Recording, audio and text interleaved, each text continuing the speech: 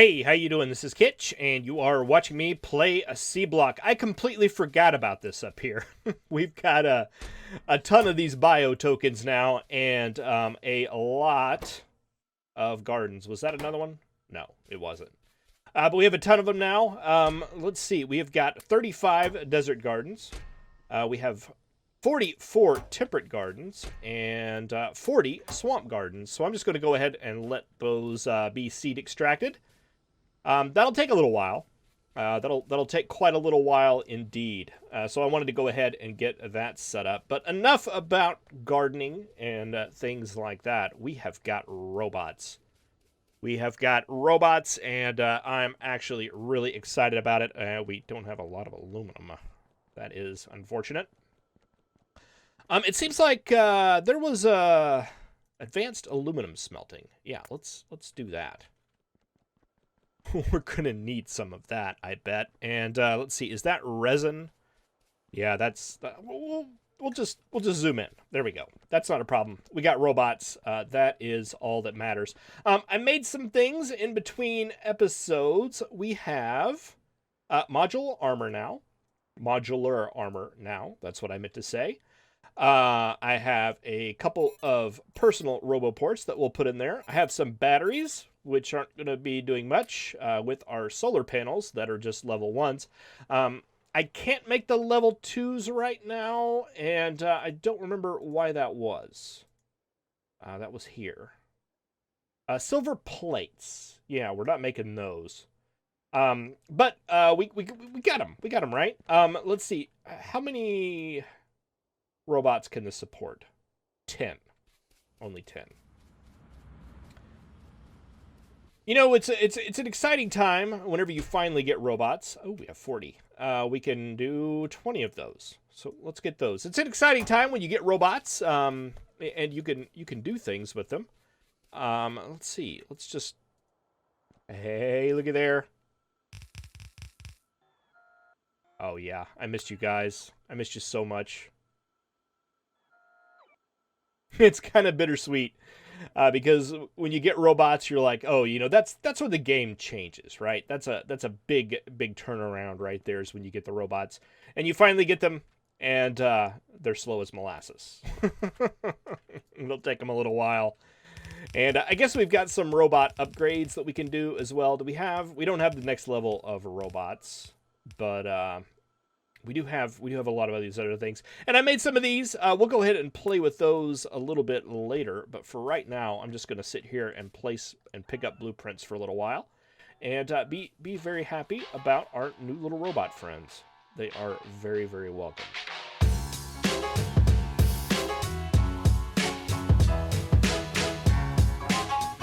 Alright, our robot maker was out of plastic and lead, so I went and grabbed some more of that. Let's get a buffer going on this, just so we have something that we can just go through and grab from every now and then.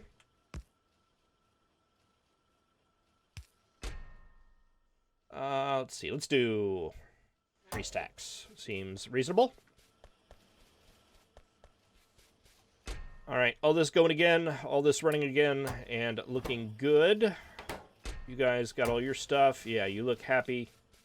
How we doing steel-wise over here? Pretty good. You've got stuff. You've got stuff. You've got stuff.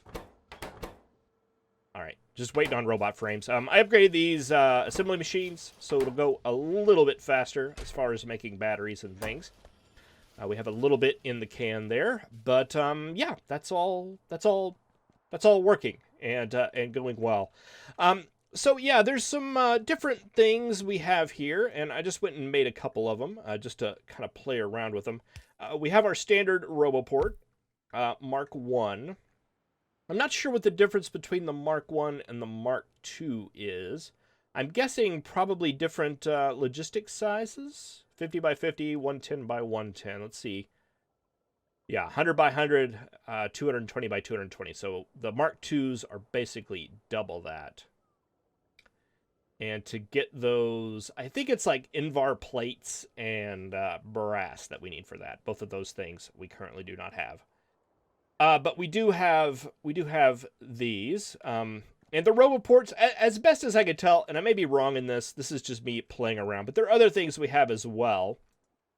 We have these, which are logistic zone extenders that we can place out and about. Like, you know, if we wanted this area over here to be in logistics range, we could do that just by doing this right here. There we go. Now that is in logistics range, and that expanded our construction range as well. The disadvantage with that is that we don't get the charging and the storage capabilities that the RoboPort has. Now we can also place these, which are charging ports, which very similar to this situation. It allows you to put chargers down where they can actually charge, but it doesn't extend the logistic range or anything. There's also a large one. I don't know what the difference between that is. Okay, this has 9 recharge spots, while the small one has, I'm guessing, 4. 4 times 1.2, 9 times 1.2, and this one has 4 times 1.0. Okay.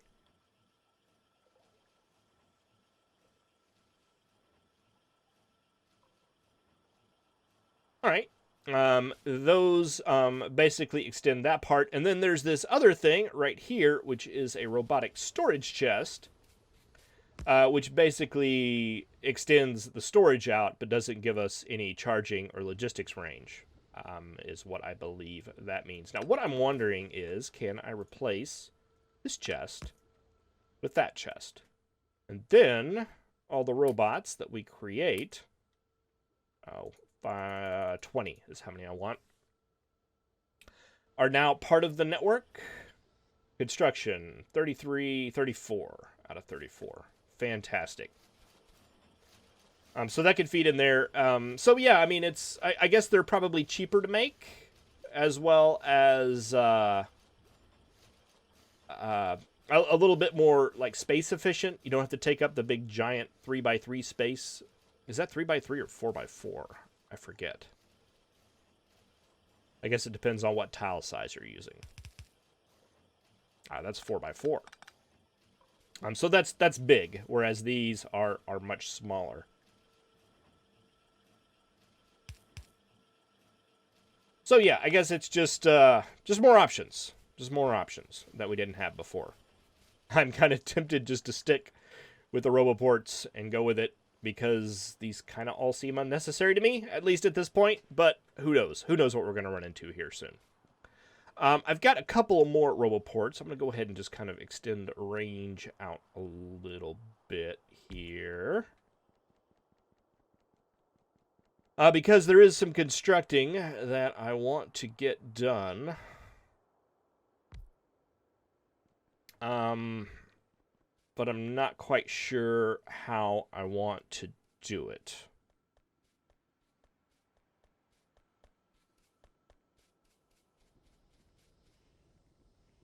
All right, let's just kind of sit and think about things here for a second. That's the one I want right there. We do need to create these guys. And if I recall correctly, yeah, we're not making brass. We're not making the Invar. Still not brass and Invar. Those are the two things we need for that. Now, brass, that's going to be right here, is made from copper and zinc, copper, tin, and zinc, copper, lead, and zinc, copper, and zinc.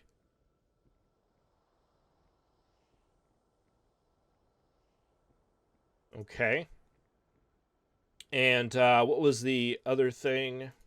Invar. Molten Invar. It's made from steel and nickel. Okay.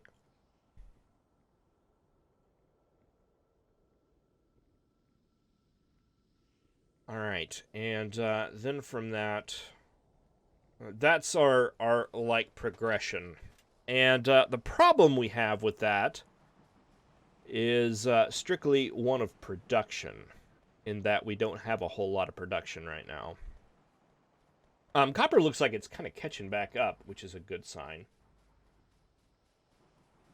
Yeah, we actually have some buffering up right now.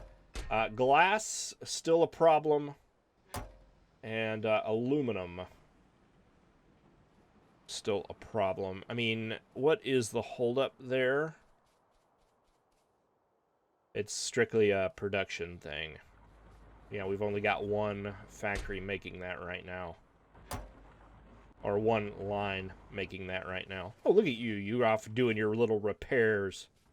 What good little bots. Oh, gosh. Yeah, the bad guys there.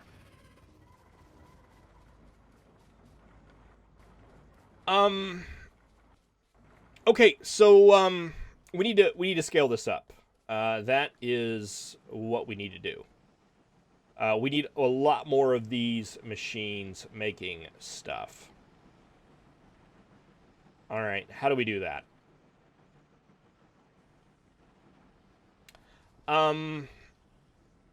Okay, earlier I'd mentioned one thing, a couple of improvements I would like to make to this. One, I would like to get the sulfuric acid out of the module and more centralized. So we have basically one area that's controlling all that. Two, I'd like to not have this centralized geode processor, although it's not doing too bad now. Although it is backing up with the exact same colors. I think it would be better to take, let's see, we have 1, 2, 3, 4, 5, 6, 7, 8 of those. So basically the way this is working, that is 2 stacks of these per entrance right there. That could be a red belt. Okay, let's build some things and play. Let's take a look up here at our boxes, and let's just see what we have available to us. Anything useful? Crushers, we'll need those. And absolutely nothing else that's useful to us for this particular situation. Alright,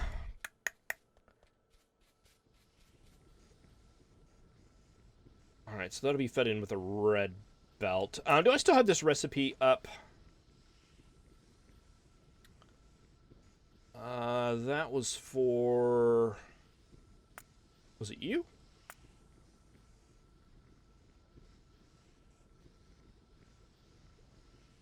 No.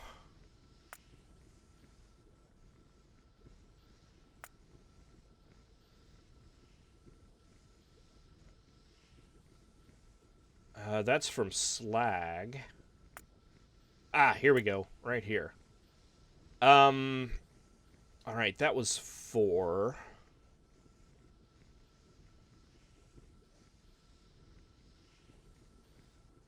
This isn't right at all. We have 6 here.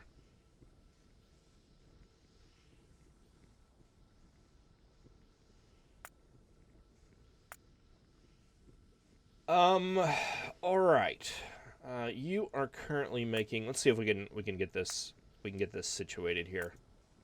Your output, we don't want 4. I believe, if I recall correctly, the output of this would be 3.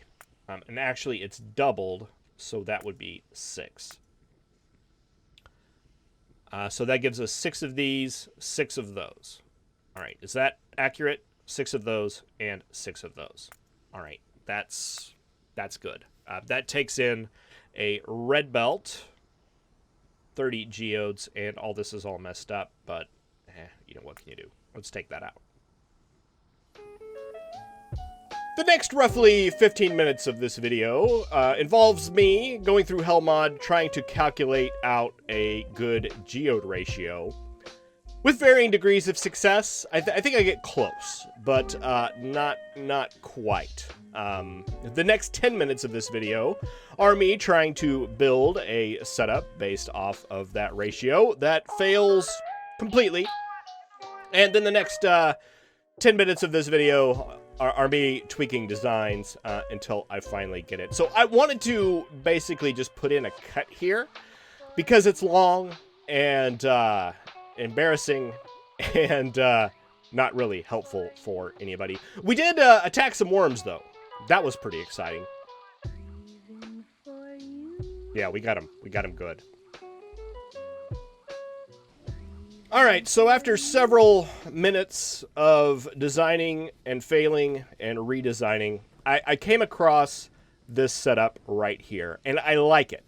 I think this is going to work. It's not without its problems. It's not perfect, but it checks off a lot of the boxes. So this is just an independent unit down here. The big difference is these are level 2 washing machines that are producing our geodes, and they seem to be working great. Now, the problem with this setup is we get a lot of red lights over here on our filtration units. So they are not running all of the time. And that is because basically we're not getting an absolute full red belt coming out here of the crystal dust or the crushed stone. So that's where our bottleneck is. However, what I do really like about this setup and why I think I'm going to go with it is I have a warehouse here that is not backing up with geodes, and I have a warehouse here that is not backing up with stone or the crystal dust. And that is good. So we're taking a little hit on production, but we do have a self-sufficient little setup here that is not going to back up, that is producing at a rate. And there may be some more adjustments we can do, maybe throw in some speed modules here and there in order to get this perfect. But that is an exercise for a later day. I am very, very happy with this particular module, as it were. So with this module, as far as the inputs, this is the whole module. We are taking in water. We are taking in the viscous mud water. Those are our 2 inputs. We are also taking in some sulfuric acid down here. And, of course, charcoal for the filter units. So those are our inputs. And our outputs are the hydrogen sulfide gas, which is a byproduct of this that I'm currently just burning off here. Of course, the mud's coming out. I'm basically just recycling that back into the system to the viscous mud water. And we are sending out sulfuric wastewater as well as mineral sludge. Now, mineral sludge is the final product of this. And I think I talked about that earlier, whereas these setups here actually produce an ore. Mineral sludge is just a little bit more versatile. We can make any type of ore we want out of it, or we can make the mineral catalyst out of it. It's just a lot more. And rather than dedicating a whole setup to a particular type of ore, we can just make the mineral sludge, and that mineral sludge can be turned into anything then. So yeah, this setup, not perfect by any means, but I really like it, and I think this is what I want to use going forward to basically scale up production. We can place down a lot of these. Also, the footprint of this is a lot smaller. I think it's even smaller than this, and we're including the geode processing in it. So yeah, I want to, we currently have basically the equivalent of 1, 2, 3 of these setups. So we would need 3 of these in order to equal the production we have. I don't want 3 of these. I want many of these. I haven't really decided how much. And this was just temporary that I set up in order to get this running so I could see how it worked. But the idea is the same. Have a centralized place here for recycling sulfuric wastewater as well as producing sulfuric acid. It'll look a lot different than this, but that's what I want. Also oxygen for that process. So that is that's where I ended up after probably 30, 45. No, it was hours. It was hours because I let this run and tweak. Probably about 30, 45 minutes of messing with designs and a couple of hours of just letting this run to make sure it's going to work. So yeah, I'm happy. I'm very, very happy. We have a little bit of a robot network set up here. We have a Robo port there, a Robo port there. I have been going through and trying to create, you need engines. Do we have any more of those? Yes, we do. Let's get this back going again because we need more robots. We've got 220 plus the 20 that I have in my pocket. So that's a pretty good start. I want to set these up so that we can basically have the robots rebuild all this for us. So let's see what we're going to need to do in order to get that to occur. I think what we want to do is get all of this in robot range so our construction robots can build with it. We're going to need probably the belts. We're definitely going to need the pipes. So let's just do that full out. You are going to need some power, as are you. All right, and I did go through, we can make passive provider chests, so we want that on the pipes, definitely. Let's see, what else? Railroad track, power poles, big power poles, all the railroad stuff. Loaders, yes. Inserters, probably. Can we make more of those? Yes, we can. Inserters, probably fast inserters. Belt. And even though I don't think we're using any of that, we'll go ahead and put that down. And ultimately, of course, those are going to end up being buffer chests, unless there's something else in Bob's. But I think that gives us a good start. I also made some storage chests. Let's go and set this area for storage.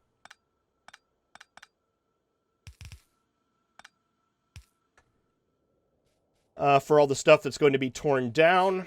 And let's get some robot coverage over on this side of the map. We've got power coming over here, so this seems like a very good spot to do it. And, yeah, we're going to have to cover...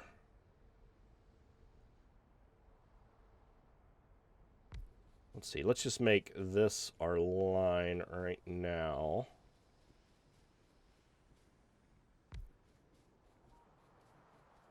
Oh, man.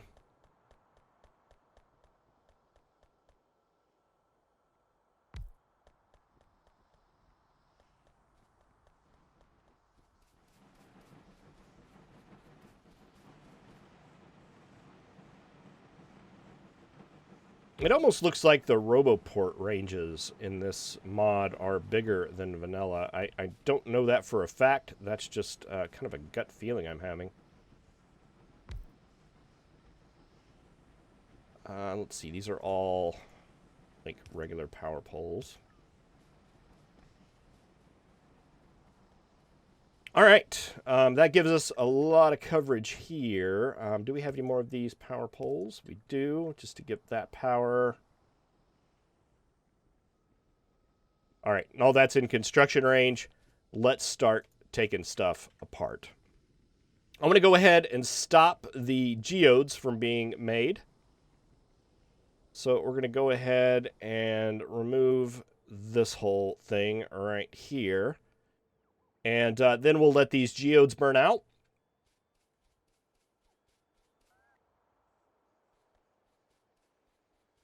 Where are our... Oh, yeah, there they come right here. There's those base bots.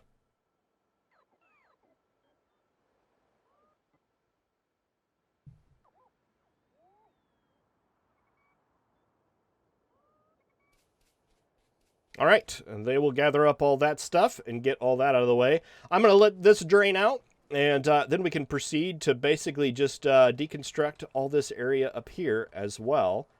and rebuild it with a little bit more efficiency and power in mind.